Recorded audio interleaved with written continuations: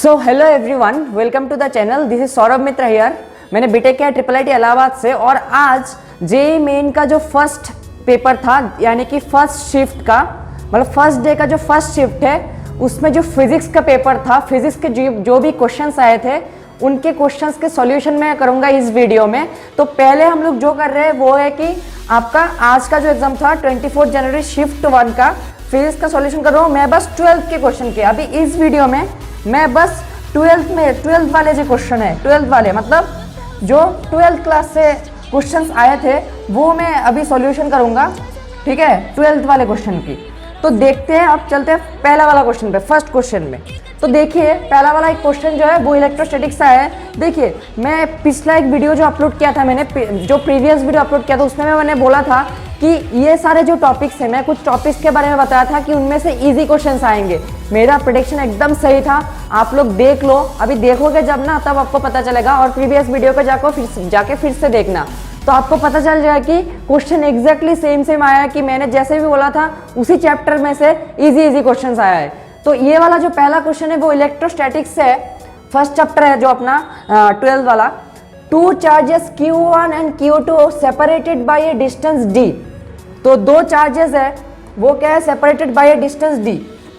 तो देखिए सिचुएशन क्या है, एक चार्ज है Q1 और दूसरा चार्ज है Q2 और ये दोनों सेपरेटेड है बाय डिस्टेंस आपका d।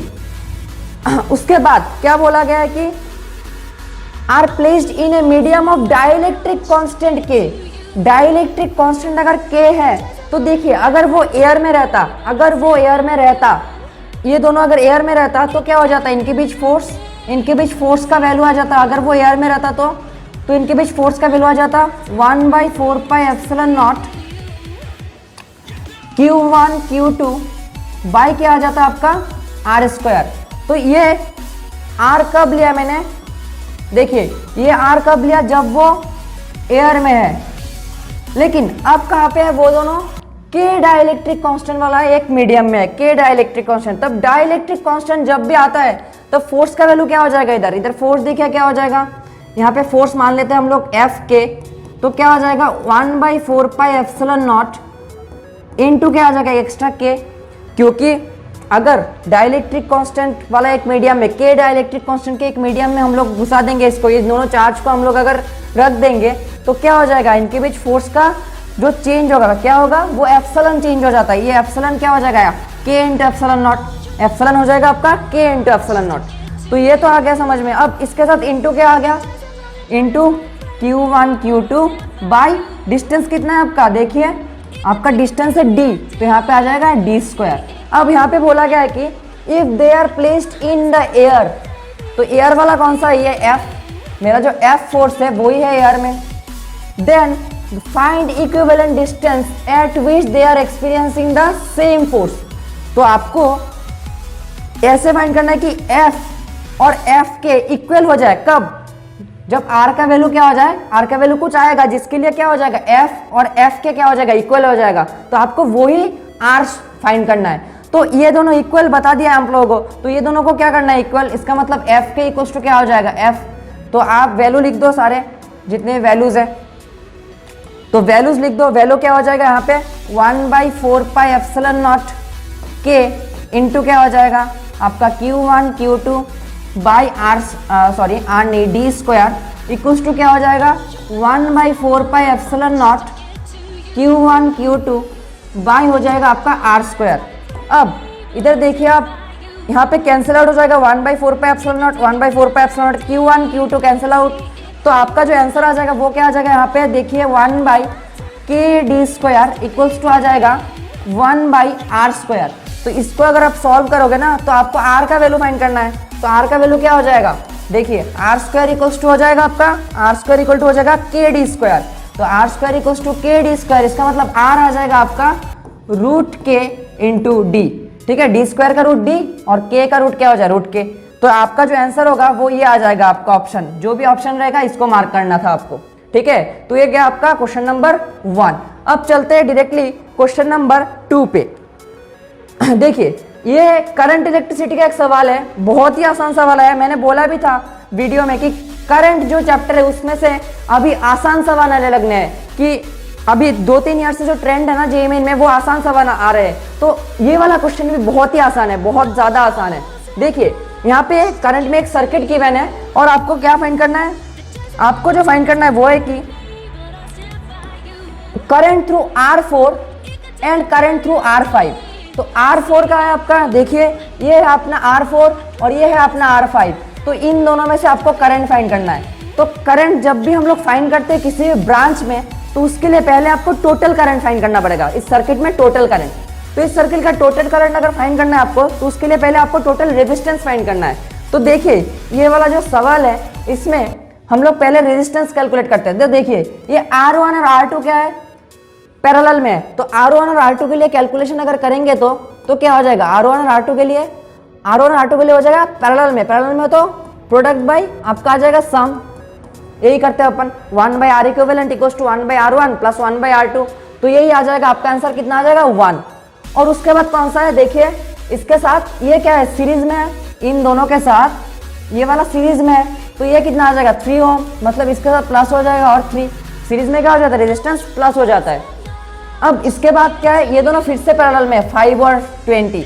तो इसका मतलब इसके साथ फिर से प्लस हो जाएगा। देखिए ये इसके साथ सीरीज में, और ये वाला पूरा पोर्शन जो है फिर से इसके साथ क्या है, सीरीज में। तो ये पूरा इसके साथ सीरीज में और ये पूरा इसके साथ सीरीज में, लेकिन ये दोनों क्या है, पैरेलल में। तो इन दोनों का कैलकुलेशन अलग से करना पड़ेगा आपको। तो इन दोनों का कैलकुलेशन मैं कर रहा हूँ, ये 5 और 20 का। तो 5 × 20 बाई क्या हो जाएगा, 5 + 20। तो ये हो जाएगा आपका टोटल R इक्विवेलेंट। तो टोटल R इक्विवेलेंट जो है वो क्या हो जाएगा आपका, देखिए तो R equivalent equals to 1 + 3 plus क्या आ जाएगा 100/25। तो ये अगर कैंसिल आउट करेगा तो आपका हो जाएगा 4 + 8 आ जाएगा, 4 + 3 + 1 8 ओम। तो ये आ गया आपका टोटल रेजिस्टेंस। अब ये है आपका सर्किट का टोटल R, ये है आपका सर्किट का टोटल R। अब आपको करंट फाइंड करना है ना, लेकिन टोटल R में एक चीज मिस हो गया आपका, देखिए यहाँ पे एक 3 ओम भी है अलग से। तो ये क्या है, सीरीज में है पूरे सर्किट के साथ ना। तो यहाँ पे और भी ऐड हो जाएगा, R क्या हो जाएगा एक्चुअली 8 + 3 मतलब 11 ओम। तो ये हो गया आपका टोटल R। तो टोटल R क्या हो गया आपका 11 ओम। अब आपको टोटल करंट फाइंड करना है। तो करंट क्या होगा, ये है आपका वोल्टेज V। तो V = IR अप्लाई करोगे आप, V = क्या करोगे IR। V क्या है आपका 24 = I × R कितना हो जाएगा 11। इसका मतलब टोटल करंट हो गया आपका 24/11। तो ये आ गया आपका टोटल करंट। अब ये वाला करंट कहाँ से जा रहा है, देखिए यहाँ पे I, यहाँ पे कुछ डिवाइड हुआ करंट, लेकिन फिर से मिलके क्या हो जाएगा, इधर करंट फिर से I हो जाएगा। तो ये वाला जो 24/11 करंट है वो ही डिवाइड होने वाला है बाद में। ये वाला करंट डिवाइड हो जाएगा इधर 2 पार्ट में। इसको मान लेते हैं अपन I4 और इसमें मान लेते हैं अपन I5। अब देखिए यहाँ पे पैरेलल कॉम्बिनेशन में क्या होता है, रेजिस्टेंस का रेशियो करंट के रेशियो के उल्टा होता है। या फिर हम लोग ऐसे लिख सकते हैं I4 = I5 हो जाएगा आपका R। देखिए I4 है तो यहाँ पे I5 आएगा पहले, क्योंकि रेसिप्रोकल होता है वो, ठीक है, उल्टा जाता है। रेजिस्टेंस जिधर भी ज़्यादा होगा उससे कम करंट पास होगा। तो यहाँ पे देखिए R4 हो जाएगा। तो यहाँ पे R5 कितना है, R5 है आपका 5। तो यहाँ पे पुट कर रहा हूँ मैं वैल्यू 5 = क्या हो जाएगा इधर, R4 कितना हो जाएगा 20। तो ये हो जाएगा 1:4। इसका मतलब करंट का रेशियो कितना हो गया, I4 = I5 कितना हो गया 1:4 हो गया। अब इधर जो रेशियो है करंट का रेशियो, उसी रेशियो में क्या होगा, करंट डिवाइड होगा। इसका मतलब मैं मान सकता हूँ कि I4 क्या है आपका X है, I4 X है, और I5 कितना मान सकते हैं अपन 4X। तो I5 = 4 मान सकते हैं अपन 4X। तो अभी अगर सॉल्व करेंगे अपन, तो अभी सॉल्व करना है इसको। देखिए अगर इसको सॉल्व करेंगे अपन तो क्या आ जाएगा, तो I4 + I5 हो जाएगा आपका 24 अपन कितना आ जाएगा 24 अपन टोटल कितना था 24/11। तो 5 देखिए यहाँ पे x प्लस कितना आ जाएगा, I4 है आपका x और I5 है 4x। तो आपका आ जाएगा टोटल 5x = 24/11। इसका मतलब आ गया आपका x = आ गया x इक्वल्स टू आपका आ गया कितना 24/55। तो ये आ गया आपका x। अब x आ गया तो आपको इजीली क्या फाइंड हो जाएगा i4 और i5। i4 क्या हो जाएगा i4 हो जाएगा आपका x मतलब 24/55 एम्पियर और i5 कितना आ जाएगा i5 आ जाएगा आपका 24/55 इंटू क्या हो जाएगा एक 4, ये x के साथ 4 मल्टीप्लाइड है ना तो 4 इंटू 24/55। तो आपका ये आंसर क्या आ जाएगा 96/55 एम्पियर। तो ये दोनों आपका आ गया आंसर। आ गया ना समझ में। तो ये देखिए करंट का जो सवाल था ना वो बहुत ही आसान सवाल था, आप लोग देख सकते हो ये बहुत ही आसान एक सवाल था। तो ये है आपका सॉल्यूशन। तो अभी चलते हैं नेक्स्ट क्वेश्चन पे, क्वेश्चन नंबर 3 जो है अपना। तो यहाँ पे देखो आप एक क्वेश्चन है कि एक सर्कुलर लूप है। ये वाला क्वेश्चन जो है ना वो आया है आपका मैग्नेटिज्म से, ठीक है। एक्चुअली इलेक्ट्रोमैग्नेटिक इंडक्शन से आया है, ये इंडक्शन वाला सवाल है, ये इंडक्शन वाला सवाल है। तो इस क्वेश्चन में क्या है कि ए सर्कुलर लूप ऑफ रेडियस कितना है 10/√π सेंटीमीटर। ये सेंटीमीटर में देखो आपको ये स्ट्राइक करना पड़ेगा दिमाग में कि ये सेंटीमीटर में है पहले। तो रेडियस कितना है आपका, रेडियस है 10/√π सेंटीमीटर। तो इसका मतलब हो गया 10/√π क्या आ जाएगा, ये 10/√π क्या आ जाएगा सेंटीमीटर मतलब 10⁻⁻² क्या आ जाएगा मीटर।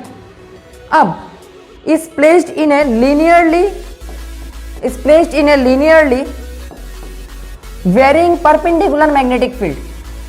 परपेंडिकुलर मैग्नेटिक फील्ड है, इसका मतलब थीटा कितना है आपका, थीटा है। देख लेते हैं थीटा एरिया के साथ क्या होगा। अगर एरिया मान लेते हैं अपन, मान लो ऐसा एक लूप है पर मैग्नेटिक फील्ड इधर है और एरिया भी इधर ही है ना, परपेंडिकुलर होता है। किसी भी एरिया के साथ एरिया वेक्टर क्या होता है परपेंडिकुलर। तो इन दोनों में एंगल कितना है 0 डिग्री। इसका मतलब थीटा 0 है।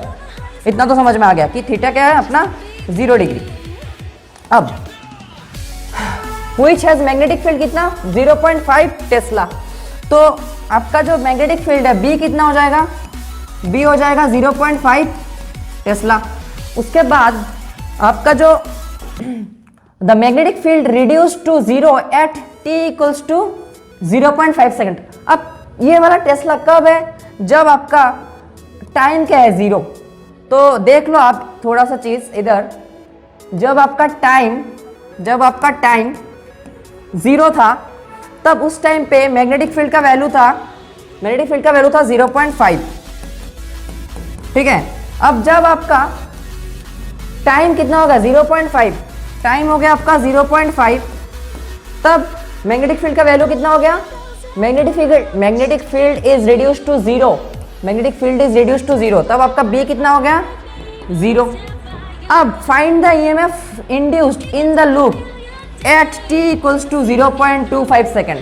तो t इक्वल्स टू 0.25 सेकेंड में आपको क्या फाइंड करना है, इसका जो इंड्यूस्ड ईएमएफ। अब देखिए इंड्यूस्ड ईएमएफ का जो फॉर्मूला होता है वो तो आप लोगों को पता ही है कि induced EMF equals to -d∅dt होता है, लेकिन हम लोग मैग्नीट्यूड फाइंड कर रहे हैं ना इंड्यूस्ड ईएमएफ का मैग्नीट्यूड, तो इसलिए इस माइनस को हम लोग प्लस ही मान रहे हैं इधर।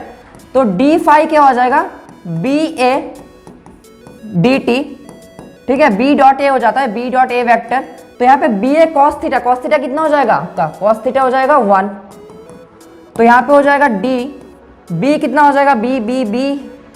तो देखिए इधर आपका जो b डॉट ए है जो डायरेक्टली हो जाएगा b dot A by dt। उसके बाद इधर हो जाएगा आपका एरिया जो है वो एरिया क्या है कांस्टेंट। किसी भी सर्कुलर लूप जो है उसका एरिया कितना रहेगा, एरिया कितना है कांस्टेंट एरिया है। तो एरिया बाहर आ जाएगा डेरिवेटिव से। उसके बाद क्या आ जाएगा आपका डी बी डी टी, ठीक है, डी बी डी टी। अब देखिए ये d B d t actually है क्या, देखिए किसी भी अगर वाई एक्स ग्राफ है तो इसमें डी वाई डी एक्स क्या हो जाता है, उस ग्राफ का स्लोप आता है। तो यहाँ पे भी डी बी डी टी क्या आ गया, बी टी ग्राफ का स्लोप। अब बी टी ग्राफ अगर हम लोग ड्रॉ करेंगे, देखिए बी टी ग्राफ, यहाँ पे बी टी ग्राफ ड्रॉ कर रहा हूँ मैं। बी टी मतलब मैग्नेटिक फील्ड विथ टाइम। तो magnetic field T equals to 0 पे क्या है 0.5। तो टी इक्वल्स टू 0 पे मैग्नेटिक फील्ड कितना है 0.5। लेकिन टी जब 0.5 हो गया, टी कब हो गया 0.5, तो 0.5 पे और मैग्नेटिक फील्ड का वैल्यू क्या आ गया 0, मैग्नेटिक फील्ड कितना हो गया 0 हो गया। तो ये अपना स्ट्रेट लाइन एक आ गया ना समझ में। तो इस स्ट्रेट लाइन का स्लोप क्या हो जाएगा, डीवी हो जाएगा स्लोप। तो स्लोप देखो आप, ये 0.5 ये 0.5, तो स्लोप क्या हो जाएगा 1। तो इसका मतलब है कि इसका जो स्लोप है वो कितना आ जाएगा 1 आ जाएगा। तो इसको हम लोग कैलकुलेट कर रहे हैं अभी, स्लोप कितना आ जाएगा, ये 1 आ गया। और इधर एरिया लिखना है आपको। तो देखो आप एरिया, एरिया क्या है पाई आर स्क्वायर, अपना एरिया क्या है पाई आर स्क्वायर। तो पाई कितना आ जाएगा, पाई तो पाई आ जाएगा। आर कितना है, आर है अपना, आर कितना है देख लो, आर है अपना ये, सॉरी आर है अपना ये। तो आर अगर हम लोग पुट कर देंगे तो क्या आ जाएगा 10/√π इंटू 10⁻⁻²। तो 10/√π इंटू 10⁻⁻, कितना आ जाएगा 2 -2 स्क्वायर। इसके साथ आ जाएगा आपका 1 तो लिखना है नहीं लिखना है आपका मर्जी है। तो पाई इंटू क्या आ जाएगा आपका, ये आ जाएगा 1000, ठीक है ना, नहीं कुछ गलत कर दिया मैंने। तो यहाँ पे 100 आ जाएगा, यहाँ पे आ जाएगा पाई, ये आ जाएगा 10⁻⁻4 और यहाँ पे आ गया आपका 1। तो इसका जो रिजल्ट है आप लोग देख लो, इसको कैलकुलेट करने के बाद क्या आ जाएगा 10 स्क्वायर इंटू क्या आ जाएगा 10⁻⁻4। तो यहाँ पे आ जाएगा आपका 10⁻⁻2 जो कि आ जाएगा 0.01 आपका, ठीक है, आ गया ना समझ में। तो ये आ गया आपका 0.01 आंसर, 0.01 EMF ना, वोल्टेज V, ठीक है, वोल्ट आ जाएगा। तो उसके बाद चलते हैं अपन नेक्स्ट क्वेश्चन पे। ये हो गया क्वेश्चन आपका मैग्नेटिज्म वाला जो क्वेश्चन था। उसके बाद जो क्वेश्चन है देखिए ठीक है, उसके बाद जब कल चलते हैं इस क्वेश्चन पे, तो ये वाला जो क्वेश्चन है ये डुअल नेचर का एक क्वेश्चन है। तो बहुत ही आसान सवाल है, इसको पढ़ने की जरूरत नहीं है कुछ ज्यादा कुछ खास। देखिए यहाँ पे बोला है विच स्टेटमेंट इज करेक्ट। तो कौन सा स्टेटमेंट करेक्ट आपको बताना है। तो यहाँ पे स्टेटमेंट जो करेक्ट वाला क्वेश्चन है, तो देखिए यहाँ पे चारों जो ऑप्शन है उनमें से एक ही दिख रहा है कि फोटोइलेक्ट्रिक इफेक्ट के बारे में पूछा गया है। तो यहाँ पे बोला photoelectric effect can be explained by, photoelectric effect can be explained by the wave nature of light. नहीं, ये पार्टिकल नेचर से हम लोग डिफाइन करते हैं। तो यहाँ पे बता दिया है कि नेक्स्ट वाला ऑप्शन जो है उसी में क्या बोला गया है कि पार्टिकल नेचर ऑफ लाइट से, पार्टिकल नेचर ऑफ लाइट से हम लोग फोटोइलेक्ट्रिक इफेक्ट को क्या करते हैं, एक्सप्लेन करते हैं। और maximum kinetic energy depends on intensity. नहीं, इंटेंसिटी के ऊपर डिपेंड नहीं करता, स्टॉपिंग पोटेंशियल V0 के ऊपर डिपेंड करता है। तो यहाँ पे stopping potential depend on only work function. नहीं, ये भी रॉन्ग है, ये दोनों रॉन्ग है और ये तो रैंक है ही। तो आपको बस करेक्ट ऑप्शन पता होना चाहिए। तो करेक्ट ऑप्शन देखिए आप, यहाँ पे तो करेक्ट ऑप्शन यही है ना, पार्टिकल नेचर ऑफ लाइट के ऊपर ही क्या है फोटोइलेक्ट्रिक इफेक्ट जो हम लोग डिफाइन करते हैं वो है। अब नेक्स्ट देखिए, ये वाला क्वेश्चन एसी करंट का एक क्वेश्चन है, एसी करंट का एक क्वेश्चन है। इस क्वेश्चन में देखिए आपको बहुत कुछ गिवन है। इधर जो गिवन है, पहला एक इंडक्टर गिवन है, एक कैपेसिटर गिवन है और क्या एक रेजिस्टर गिवन है। यहाँ पे बोला है ratio between bandwidth and quality factor. तो दो चीज है, एक है बैंडविड्थ अपना, एक है बैंडविड्थ। तो बैंडविड्थ क्या होता है आपका, देखिए बैंडविड्थ का फॉर्मूला होता है R/L और अपना क्वालिटी फैक्टर Q का जो फॉर्मूला होता है, ये बहुत ही आसान फॉर्मूला है, आपको रटना चाहिए था। देखिए मैं जब भी पढ़ाता हूँ क्वालिटी फैक्टर तब बोलता हूँ कि इसको रटना है आपको बस। तो ये वाला क्वेश्चन, इसका जो फॉर्मूला होता है 1/R रूट अंडर क्या हो जाएगा L/C। तो देखिए यहाँ पे R क्या है, रेजिस्टर। तो रेजिस्टर क्या हो जाएगा 5 अपन L कितना है आपका, L ये है, ये L, ये आपका R और ये कितना है आपका, ये आपका C। तो R/L, L कितना हो जाएगा 0.2। तो 5/0.2 है 1/5, 5 5 जा 25। तो ये आ गया आपका 25। उसके बाद 1/R, 1/R कितना आ जाएगा, देखिए R कितना है 5 into root under L, L कितना है 0.2 बाई C, C कितना है, C भी 0.2 है, बट इस पे एक माइक्रो गिवन है। तो C मतलब क्या हो जाएगा 0.2 इंटू 10⁻⁻6 फैराड। तो यहाँ पे आ जाएगा 10⁻⁻6। तो ये आ गया आपका 1/5 इंटू 0.2 कैंसिल आउट तो ये आ जाएगा आपका 10 टू द पावर -6, ऊपर जाएगा तो 10 टू द पावर आ जाएगा +6, तो यहाँ पे आ जाएगा 1/5 इंटू 10 टू द पावर 6, तो कितना आ जाएगा 1/5 इंटू 10 टू द पावर 6, मतलब इसको 10 टू द पावर 5 लिख सकते हैं अपन, और इसके साथ क्या आ जाएगा, कैंसिल आउट करूंगा तो सॉरी यहाँ पे 10 टू द पावर 3 नहीं आएगा, एक्चुअली 10 टू द पावर 6 नहीं आएगा, 10 टू द पावर कितना आ जाएगा यहाँ पे, रूट करने के बाद 10 टू द पावर 3 आ जाएगा, तो यहाँ पे लिखूंगा तो 1/5 इंटू 10 इंटू 10 स्क्वायर। अब यहाँ पे देखिए 5 से कैंसिल आउट करूंगा तो 2, तो कितना आ जाएगा ये 200, 2 इंटू 10 स्क्वायर कितना हो जाएगा 200, ये क्वालिटी फैक्टर है तो यहाँ पे आगे आपका 200। अब उसको बोला है रेशियो बिटवीन बैंडविड्थ, तो बैंडविड्थ कितना है आपका 25 इस टू क्या आ जाएगा आपका 200, तो आपका आंसर आ गया 1:8, तो ये आपका आ गया answer B, option number B. ठीक है, तो ये जो क्वेश्चन है नेक्स्ट क्वेश्चन, तो ये मैग्नेटिज्म चैप्टर से ये वाला क्वेश्चन, तो देखिए यहाँ पे बोला गया है कि करंट गिवन है, तो current is I is flowing in a circular loop of n turns, तो टर्न्स कितने हैं n टर्न्स, ये आपको दिमाग में रखना है कि n टर्न्स है इधर, और रेडियस कितना है इस लूप का r रेडियस है, देखिए यहाँ पे रेडियस कितना है r, और यहाँ पे लूप कितने हैं n लूप्स है, और यहाँ पे बोला गया कि find magnetic field at point r distance from the centre of its on its axis, तो एक्सिस जो है, तो देखिए एक्सिस कौन सा है इधर, ये वाला है एक्सिस आपका, और एक्सिस के ऊपर ये वाला जो r डिस्टेंस पे पॉइंट है, किससे, आपका जो सेंटर है, सेंटर से जो डिस्टेंस r है, इस पॉइंट पे आपको फाइंड करना है क्या, आपका मैग्नेटिक फील्ड B। तो यहाँ पे जो एक्सिस के ऊपर जो मैग्नेटिक फील्ड होता है उसका जो फॉर्मूला होता है, देखिए क्या होता है, B इक्वल्स टू होता है mu naught I r square अपन 2 into R square plus x square whole to the power 3/2। तो ये वाला जो क्वेश्चन है बहुत ही थोड़ा ऐसा क्वेश्चन है कि ये वाला क्वेश्चन थोड़ा ऐसा क्वेश्चन है कि आपका जो थ्योरी का पार्ट है उसमें से रटने वाले पार्ट से आ गया कि फॉर्मूला ये आपको पता होना चाहिए तभी आप कर पाओगे, क्योंकि डिराइव करके तो आपका जिंदगी खत्म हो जाएगा इधर क्वेश्चन अगर करोगे तो ये इस क्वेश्चन में अगर आपको करना है तो कैसा करना है, देखो तो इस क्वेश्चन में आपको अभी पुट करना है जस्ट वैल्यूज।